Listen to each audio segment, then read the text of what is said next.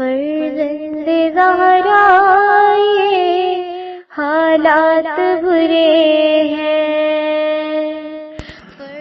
کاشانۂ بصیرت ایک ایسا مکمل یوٹیوب چینل جس پر محروم بصارت کے لیے بالخصوص اور تمام افراد کے لیے بالعموم سینکڑوں کی تعداد میں اسلامی کتب دستیاب ہیں۔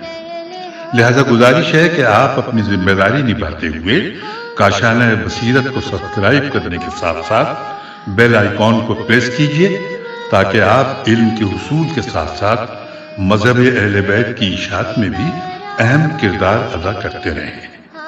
کاشانۂ بصیرت، کاشانۂ بصیرت، کاشانۂ بصیرت۔ فرزند زہرا یہ حالات برے ہیں۔ السلام علیکم معزز سامعین اکرام، میں نصرت حسن ایک مرتبہ پھر کاشانۂ بصیرت کے خوبصورت پلیٹ فارم سے آپ کی خدمت میں حاضر ہوں، اور جو کتاب میرے ہاتھ میں ہے اس کا عنوان ہے خدا کی معرفت۔ اس کا آج ہم 5واں پارٹ اسٹارٹ کرنے جا رہے ہیں، صفحہ نمبر 78 سے۔ آئیے باقاعدہ آغاز کرتے ہیں ریڈنگ کا۔ تلوار کی باڑ کہتی ہے کہ گلا کاٹ دو، بازوؤں کی سکت کہتی ہے کہ قتل کر ڈالو، مظلوم کا گلا دعوت دے رہا ہے کہ میری باریک رگیں قطع کر دو، نتیجے کا خوشگوار تخیل پکار رہا ہے کہ اسے قتل کر کے اس دولت کو حاصل کر لو، مگر دل کے اندر سے کوئی صدا دیتا ہے خبردار، اگر تلوار چلی تو یہ سمجھ لو کہ خدا کا کبھی سامنا کرنا ہے، وہاں کے لیے بھی کوئی جواب ہے۔ یہ جذبہ اس خدا شناسی کا نتیجہ ہے جو دل کی گہرائیوں سے انسان کے افعال کا احتساب کرتی ہے۔ افراد انسانی میں باہم ایک دوسرے کے حقوق کا لحاظ ہو ہی نہیں سکتا جب تک کہ خدا کے وجود کا اقرار نہ ہو، کیونکہ وہ جسے کہتے ہیں حق الناس، اس کا عائد کرنے والا کون ہوگا؟ یعنی مجھ پر آپ کا حق اور آپ پر میرا حق عائد کون کرے گا؟ جب تک کوئی ایک مشترک قوت ہم سب پر کار فرما مانی نہ جائے۔ مادی نقطہ نظر سے اور انکار خدا کے نظریے کے لحاظ سے میں سچ کہتا ہوں کہ اگر کوئی شخص امانت و دیانت، عدالت و انصاف وغیرہ وغیرہ کے نام لیتا ہے تو یاد رکھیے کہ یہ سنی سنائی باتیں ہیں، اہل مذہب کی زبان پر آئے ہوئے الفاظ ہیں جو ان لوگوں کو بھی پہلے سے یاد ہو گئے ہیں، ورنہ حق شناسی کا مادی نقطہ نظر سے کوئی مفہوم ہی نہیں ہے۔ عدالت کے کیا معنی ہیں؟ تقسیم حقوق کس لیے ہو، جبکہ جو کچھ ہے وہ دنیا کی طاقت، اور دنیا کی طاقت ہمارے ہاتھ میں ہے۔ وہ کمزور انسان جس میں قوت مدافعت نہیں ہے، اسے ہمارا مقابلے میں فنا ہو ہی جانا چاہیے، اور وہ اسی کا مستحق ہے۔ ہمیں کیا ضرورت کہ ہم اس کی کوئی رعایت کریں، اس لیے کہ ہم ہیں اور ہماری یہ زندگی ہے اور ہم کو اسی میں کامیابی حاصل کرنا ہے۔ آج ہم اس کمزور کے مقابلے میں اپنا ہاتھ روکیں تو کس کے سہارے پر اور کس امید پر؟ آخر کس دن کے لیے، جبکہ اس کے بعد کوئی دن بھی نہیں، ہرگز نہیں۔ جو کچھ مل سکے ہم لے لیں، چاہے دوسرا مرے یا زندہ رہے۔ یہ سب باتیں کہ دوسرے کے حقوق کا خیال ہو، اس کے ساتھ مساوات صرف کی جائے، ظلم و تعدی سے ہاتھ کو روکا جائے، یہ سب ایک خدا کے ماننے کے نتائج ہیں۔ ممکن ہے ظاہری طور پر خدا کے اقرار کرنے والی جماعت بھی عملی طور پر اس کی پابند نہ ہو، لیکن یہ اس کا نتیجہ ہوگا کہ حقیقی حیثیت سے اس کے دل میں وہ اعتقاد جاگزی نہیں ہے، لیکن کم از کم لفظی حیثیت سے یہ تمام باتیں اہل مذہب کی شائع کی ہوئی ہیں، اور انہی کا دیا ہوا سبق ہے جو عالم انسانی میں عموماً پڑھا جا رہا ہے، جس کا نتیجہ ہے کہ مادی دنیا والوں کی زبان پر بھی وہ الفاظ آ ہی جاتے ہیں، اگرچہ ان لوگوں کی زبان سے وہ شرمندہ معنی بالکل نہ ہوں۔ میں کہتا ہوں کہ دنیا کی آبادی، دنیا کی نجات، دنیا کا انتظام، دنیا کا تمدن، ان سب کا سنگ بنیاد ہے خدا کا احساس، جس کا نام ہے خدا کی معرفت۔ یہ احساس جتنا زیادہ پیدا ہوگا اتنا ہی افعال میں توازن پیدا ہوگا، اس لیے کہ انسان کے اعضاء و جوارح مختلف قوتوں کے زیر اثر کام کرتے ہیں، اور یہ تمام مختلف قوتیں جا کر سمو جاتی ہیں انسان کے نفس ناطقہ میں، جس میں انسانی میں ہاتھ پاؤں آنکھیں وغیرہ الگ الگ ہیں اور ان میں ودیت شدہ طاقتیں جدا جدا ہیں اور ان کے کام علیحدہ علیحدہ ہیں، مگر یہ مختلف قوتیں سب جا کر ایک ہو جاتی ہیں اسی نفس ناطقہ میں، وہ ایک ہونا جسے میں نے سمونے کی لفظ سے تعبیر کیا ہے۔ اسی لیے حکماں نے کہا ہے النفس فی وحدتہا کل القوا، نفس انسانی اپنی یکتائی کے ساتھ تمام قوتوں کا مجموعہ ہے۔ اسی وحدت کی شیرازہ بندی ہے کہ اس کثرت کا انتظام درست رہتا ہے، جوارح و اعضاء کے فعل میں تصادم نہیں ہوتا، بلکہ وہ سب ایک نظام کے اوپر کار فرما ہیں، اس لیے کہ اصل میں ان سب کی کارگزار ایک واحد طاقت ہے۔ معرفت خدا کا احساس براہ راست اس چیز کو متاثر بناتا ہے جو ان افعال کا سرچشمہ ہے۔ یہی فرق ہے اعتقاد و اعمال میں۔ عمل انسانی اعضاء و جوارح کے اعتبار سے جزئی حیثیت رکھتا ہے اور اعتقاد کلی حیثیت رکھتا ہے۔ اس لیے اعضاء و جوارح کے افعال میں تلازم نہیں ہے کہ اگر ہاتھ نیک کام کرتے ہیں تو پاؤں بھی نیک کام کریں، زبان بھی نیک کام کرے۔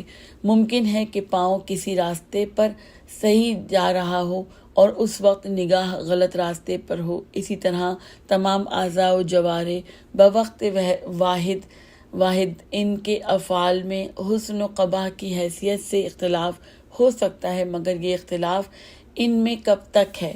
جب تک یہ تمام افعال کسی خاص نفسانی احساس اور جذبے کے ماتحت نہیں ہیں۔ لیکن اگر کسی چیز نے نفس کو متاثر کر دیا ہے تو آپ کے افعال میں یک رنگی پیدا ہونا ضروری ہے۔ اب اس جذبے کا اثر پیروں پر بھی پڑے گا، آنکھوں پر بھی پڑے گا، ہاتھوں پر بھی پڑے گا۔ جتنی قوتیں اور جتنے اعضاء و جوارح انسان کے ہیں سب اس سے متاثر ہوں گے۔ عمل کی قوت کو اگر آپ دیکھیے تو ملاحظہ کیجئے عمل کی قوت کاہے سے بڑھتی ہے۔ مشق سے براہ راست عمل کی قوت میں اضافہ ہوتا ہے۔ اگر آپ اچھے کاموں کی عادت ڈالنا شروع کریں تو اس کے معنی یہ ہوں گے کہ آپ قوت عمل کو بڑھا رہے ہیں، مگر یہ قوت عمل کا بڑھانا محدود اثر رکھتا ہے، یعنی جس شعبے میں جس چیز کی قوت آپ بڑھا رہے ہیں اسی میں اضافہ ہوگا۔ مثلاً آپ نے کسی بچے کی زبان کو سچ بولنے کی عادت ڈال دی، وہ اب بے شک سچ ہی بولے گا، مگر یہ کہ وہ کوئی شرارت جو ہاتھ سے متعلق ہے اسے بھی نہ کرے۔ یہ ضروری نہیں ہے اگر کسی کے پیروں کو مسجد میں جانے کی عادت پڑ گئی ہے وہ ضرور جائے گا، کیونکہ عادت خود محرک عمل ہوتی ہے، لیکن اس کا اثر مخصوص رہے گا اسی شعبے سے جس کی عادت پڑ گئی ہے۔ یہاں تک کہ اگر کسی واعظ کا بیان ہو اور مجلس و واعظ منعقد ہو تو وہ عادت ہرگز اس موضع میں شرکت کی محرک نہ ہوگی۔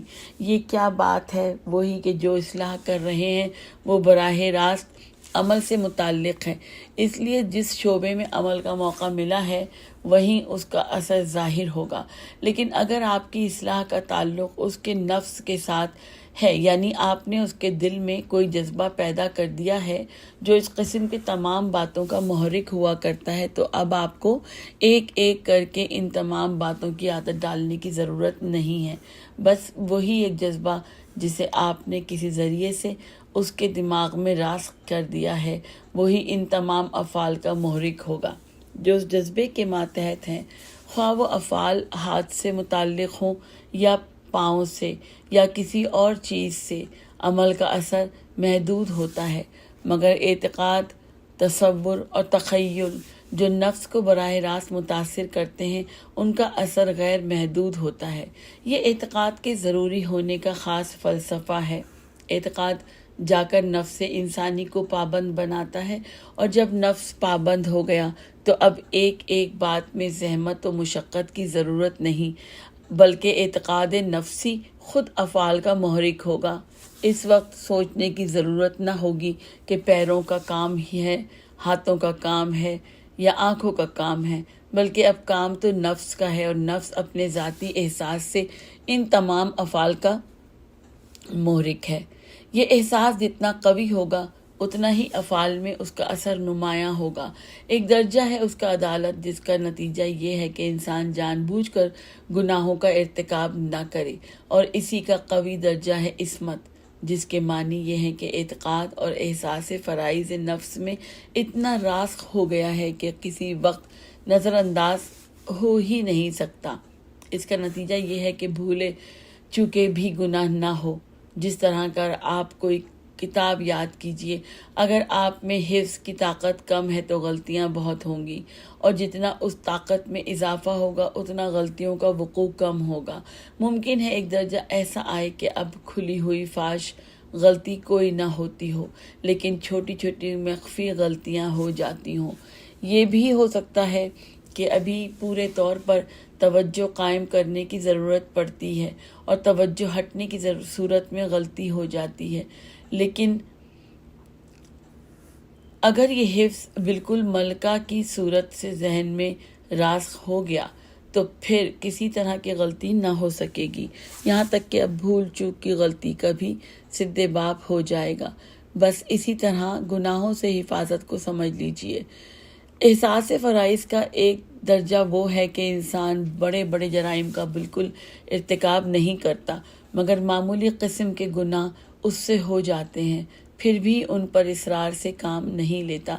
لیکن اس سے زیادہ مکمل درجہ وہ ہے کہ اب انسان کسی طرح کا گناہ نہیں کرتا، اور اس سلسلے میں کبھی بھول بھی اس کو نہیں ہوتی۔ اسی کا نام ہے عصمت۔ یہ بجائے خود ہر زمانہ میں ممکن الوقوع ہے۔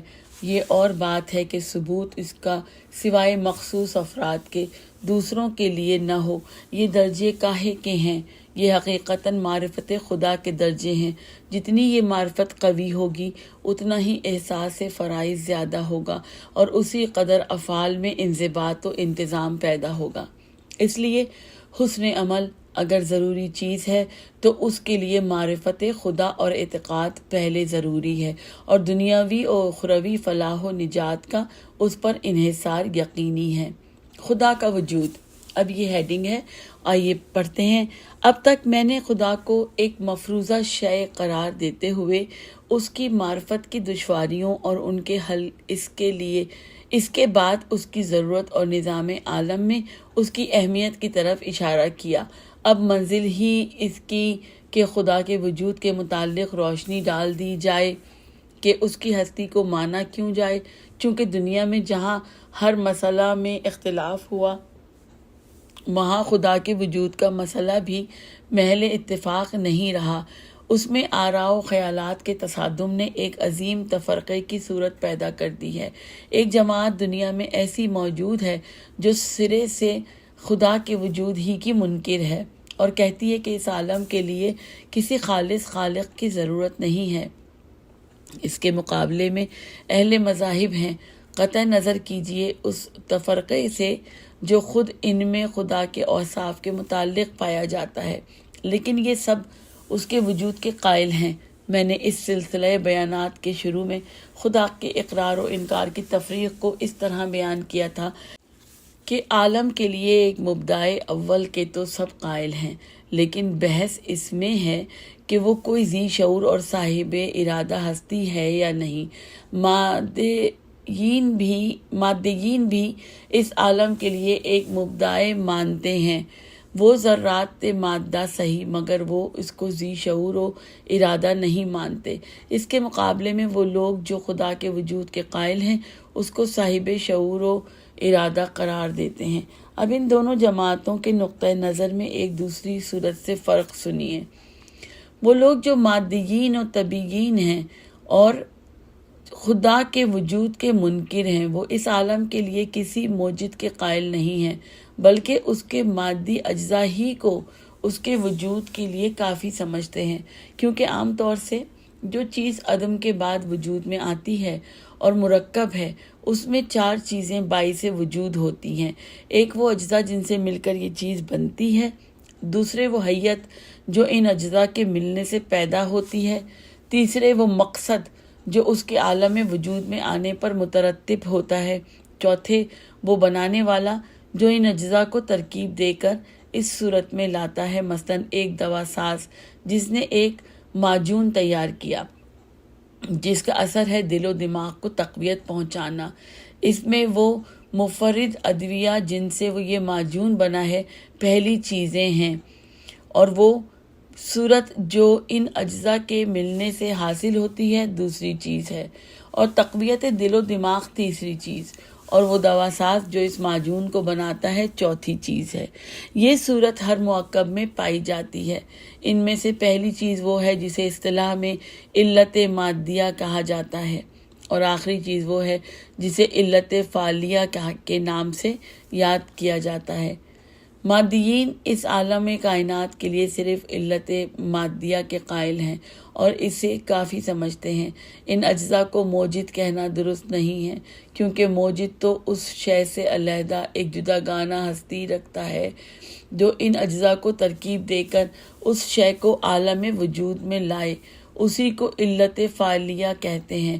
جیسے معجون کے لیے دوا ساز، مکان کے لیے معمار، تخت کے لیے نجار وغیرہ، اس کو مادیین تسلیم نہیں کرتے، وہ موجد یا علت فاعلیہ کے منکر ہیں۔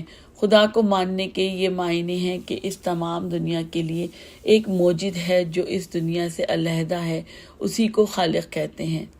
اب در حقیقت بحث جو کچھ ہے ہمارے اور ان کے درمیان وہ یہ ہے کہ عالم کائنات کے لیے کسی ذی شعور موجد کی ضرورت ہے یا نہیں، یعنی آیا اشیاء عالم خود بخود عالم وجود میں آ گئے ہیں یا ان کا کوئی وجود میں لانے والا ہے۔ اگلی ہیڈنگ ہے ارادی اور غیر ارادی اشیاء کا تفرقہ۔ ہم پہنچ گئے ہیں صفحہ نمبر 91 کے اوپر۔ آئیے پڑھتے ہیں۔ دنیا میں کوئی مسئلہ اس وقت تک طے نہیں ہو سکتا جب تک کہ اس کے لیے کوئی باضابطہ معیار نہ مقرر کیا جائے۔ ہم دیکھتے ہیں کہ عالم میں بہت سی چیزیں بغیر ارادہ و اختیار کے ہوتی ہیں۔ مرتعش کا ہاتھ تھر تھراتا ہے بغیر ارادہ و اختیار کے، اور کاتب کے قلم کو حرکت ہوتی ہے ارادے کے ساتھ۔ ہذیان بکنے والے کی زبان کی گردش، اس سے بھی الفاظ پیدا ہوتے ہیں، اور زبان رکتی ٹھہرتی گھٹتی بڑھتی ہے اور حروف کی تشکیل کرتی ہے، اور ایک خطیب بھی جب تقریر کرتا ہے تو اس کی زبان بھی الفاظ اور حروف کو پیدا کرتی ہے، مگر اس کو کہتے ہیں اختیاری اور اس کو کہتے ہیں اضطراری۔ ایک آدمی کا کوٹھے پر سے پاؤں پھسلتا ہے، زمین پر گر پڑتا ہے، اور ایک آدمی کوٹھے پر سے پھاند پڑتا ہے۔ ذریعہ ایک ہے، نتیجہ ایک ہے، وہ بھی اوپر سے نیچے آیا، یہی فضا اس نے بھی طے کی، مگر اس کو اضطراری کہتے ہیں، اس کو اختیاری۔ ایک دیوانہ ہے، حالت جنون میں کچھ نہ کہتا ہے، کوئی اس کی طرف اعتنا نہیں کرتا، اور ایک دانشمند انسان کلام کرتا ہے، ہر شخص سننے لگتا ہے، توجہ کرتا ہے۔ کیوں؟ اس لیے کہ وہ پہلا کلام ارادہ و شعور کا نتیجہ نہیں ہے، اور دوسرا شعور و ارادہ کے ماتحت ہے۔ آپ دنیا کی سیر کیجئے، اطراف زمین میں سیاحت فرمائیے، آپ کے سامنے مختلف طرح کے نقشے پیش ہوں گے جن میں آسانی سے آپ یہ تمیز کر لیں گے کہ کون ان میں سے خود بخود موجود ہو گئے ہیں اور کون کسی باہوش ہستی کی کارگزاری کا نتیجہ۔ آپ کو معلوم ہے کہ ریگستان میں ہوا جو چلتی ہے وہ اپنے ساتھ ذرات ریگ کو لاتی ہے، انہی سے بڑے بڑے ٹیلے ریت کے ہو جاتے ہیں، اور اس کی وجہ سے کہیں نشیب ہو جاتا ہے، کہیں فراز، کہیں پستی اور کہیں بلندی۔ آپ ان مناظر کو دیکھ کر کبھی یہ تجویز نہیں کرتے کہ کوئی اس میدان میں آیا تھا اور اس نے خاص طور سے کہیں پر اونچا کیا ہے اور کہیں پر نیچا، بلکہ اس کو دیکھ کر ہی سمجھ لیتے ہیں کہ ہوا کی وجہ سے اونچا نیچا ہو گیا ہے۔ مگر جنگل ہی میں جب کارواں سرا ملتی ہے جس میں آپ قیام کرتے اور آرام لیتے ہیں تو دل دعا دینے لگتا ہے کہ خدا بھلا کرے اس کا جس نے یہاں اس مکان کی تعمیر کر دی۔ اسے دیکھ کر آپ نے یہ طے نہیں کیا کہ شاید ہوا کی حرکت سے اور ذرات کے اجتماع سے یہ مکان تیار ہو گیا ہے۔ دنیا جانتی ہے کہ زمین میں قوت استحجار ہے، یعنی پتھر کی شکل میں ذرے مٹی کے تبدیل ہو جاتے ہیں، اور آفتاب کی شعاعیں زمین کی خاصیت کے لحاظ سے ان اجزاء کو مختلف صورتوں میں رنگ دیتی ہیں۔ انہی سے مختلف پتھر پیدا ہوتے ہیں، عقیق، زمرد، یاقوت اور دھاتیں پیدا ہوتی ہیں۔ سونا، چاندی، لوہا، تمام معدنیات کی یہی نوعیت ہے۔ یہ ظاہر ہے کہ پتھر جو زمین میں پیدا ہوں گے کچھ نہ کچھ ان کی ہندسی شکلیں بھی ہوں گی، کیونکہ شکل و مقدار ہر جسم کے لیے ضروری ہے۔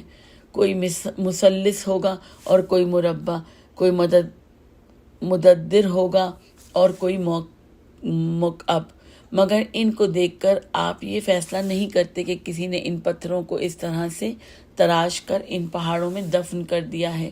آپ اس کو زمین کی قوت طبعی کا نتیجہ قرار دیتے ہیں، لیکن اسی زمین میں جب مختلف ظروف اور اس طرح کی چیزیں دکھلائی دیں جو خاص ضروریات سے متعلق ہیں، جیسے کفگیر، چمچے، دیگ، پتیلیاں وغیرہ، تو انہیں عقلائے عالم نے زمین کی پیداوار قرار نہیں دیا، بلکہ یہ رائے قائم کی کہ ایک زمانہ ایسا تھا جب انسان اپنے ضروریات پتھروں سے پورے کرتا تھا۔ اس کی وجہ سے ایک تاریخی دور کا انکشاف ہو گیا جس کا نام رکھا گیا عصر ہجری، یعنی پتھر والا زمانہ۔ یہ کس لیے؟ آخر یہ کیوں نہ سمجھا گیا کہ جس طرح زمین میں بہت سے پتھر مختلف شکلوں کے پیدا ہوتے ہیں، اسی طرح یہ چیزیں زمین میں طبعی قوت سے پیدا ہو گئی ہیں اور کسی شخص خاص کی کارگزاری کا نتیجہ نہیں ہیں۔ عہد قدیم میں تاریخ تو لکھی جاتی نہ تھی، اس زمانے کی تاریخیں اب انہی حضریات اور آثار قدیمہ کے ذریعے سے مرتب کی جا رہی ہیں۔ اس کے لیے مہمیں مقرر کی جاتی ہیں اور بڑے بڑے علماء طبیعیات، علماء السنہ اور انجینئر جاتے ہیں، کھنڈروں کو، بڑے بڑے ٹیلوں کو اور زمین کے مختلف حصوں کو کھود کر ایسی چیزیں برآمد کی جاتی ہیں جس سے سابقہ حالات کا پتہ چلے۔ وہاں کوئی بتانے والا بیٹھا نہیں ہے، مگر یہی خاموش آثار ہیں جن کے ذریعے سے ہم پتہ لگاتے ہیں کہ اس زمانے کے حالات یہ تھے۔ پھر کیا وجہ ہے کہ کہیں پر تو آپ جلدی سے کہہ دیتے ہیں کہ یہ ارادہ و اختیار کا نتیجہ ہے، اور کہیں کہتے ہیں کہ بغیر ارادہ و اختیار خود بخود ہے۔ اور یہ آخر معیار کون سا ہے؟ یہ کیا بات ہے کہ دیوانہ آپ کے سامنے باتیں کرتا ہے اور آپ کہتے ہیں کہ اس کا دماغ خراب ہے، اور ایک فاضل مقرر تقریر کرتا ہے، آپ یہ شبہ نہیں کرتے کہ اس کا دماغ بھی خراب ہے اور اس دیوانگی کی رو میں یہ تقریر کر رہا ہے۔ اگر آپ کہیے کہ مجنون کی تقریر کو مجنونانہ سمجھنا پہلے سے اس کے جنوں کا علم ہونے کی وجہ سے ہے، اور مقرر کی تقریر کو نتیجہ عقل و فہم سمجھنا اس حسن ظن کی بنا پر ہے جو ہر انسان کے ساتھ ہونا چاہیے۔ جب تک کافی ثبوت نہ ہو کسی کے متعلق، انسان کو یہ رائے قائم کرنے کا حق نہیں کہ اس کا دماغ خراب ہے۔ میں عرض کروں گا کہ بندہ پرور، اول تو یہ حسن ظن ہے، اور حسن ظن سے کبھی یقینی نتیجہ برآمد نہیں ہو سکتا، حالانکہ ہم اپنے وجدان کے لحاظ سے ان صورتوں میں جب ہمارے سامنے کوئی فاضلانہ تقریر، عالمانہ تصنیف ہو، یقین کا احساس رکھتے ہیں اس امر کے متعلق کہ یہ ایک وسیع علم کا ادراک کا نتیجہ ہے۔ آپ ہی اپنے دل کی گہرائیوں میں اندازہ لگائیے کہ کسی اعلیٰ درجے کے کاتب کی تحریر اور نقاش کے نقش یا بڑے قابل و لائق شخص کی تصنیف کو دیکھ کر جو اس کی تعریف کرتے ہیں تو کیا وہ صرف حسن ظن کی بنیاد پر ہے؟ یعنی دل میں یہ شبہ موجود ہے کہ شاید اس کا دماغ خراب ہو، اور جنون کے عالم میں یہ تحریر، نقش اور تصنیف عالم وجود میں آ گئی ہو؟ ہرگز نہیں۔ آپ کو معلوم ہوگا کہ آپ کو یقین ہے کہ اس کا لکھنے والا بالکل صحیح الدماغ ہے اور اس نے قدرت و اختیار کے ساتھ اس کو لکھا ہے۔ اس امر کا اس درجہ یقین ہوگا کہ آپ اس خیال کو کہ وہ غیر ارادی طور پر وجود میں آیا ہے خود دیوانگی کا نتیجہ قرار دیں گے اور کہیں گے کہ یہ ہرگز عقل میں آنے کی بات نہیں۔ معلوم ہوتا ہے کہ یہ صرف حسن ظن کا نتیجہ نہیں ہے۔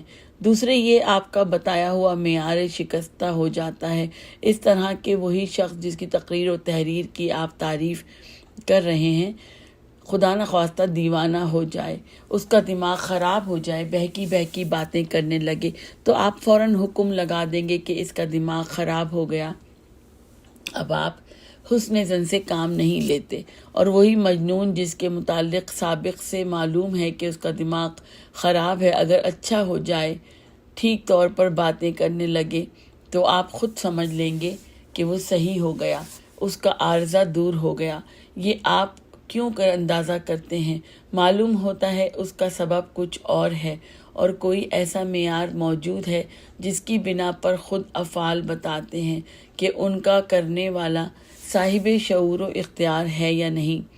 پھر اس آخری مثال میں جو میں نے آپ کے سامنے پیش کی، وہ زمین سے نکلے ہوئے ظروف اور مختلف طرح کے آلات و اسباب، ان میں تو کوئی شخص سامنے ہی ہے نہیں جس کی نسبت حسن زن سے کام لیا جائے، یا صرف ایک بے زبان صنعت ہے جو بتلاتی ہے کہ اس کا کوئی صنائع ہے اور وہ صاحب ارادہ و اختیار ہے۔ معلوم ہوا کہ یہ معیار جو بتلایا گیا ہے درست نہیں ہے۔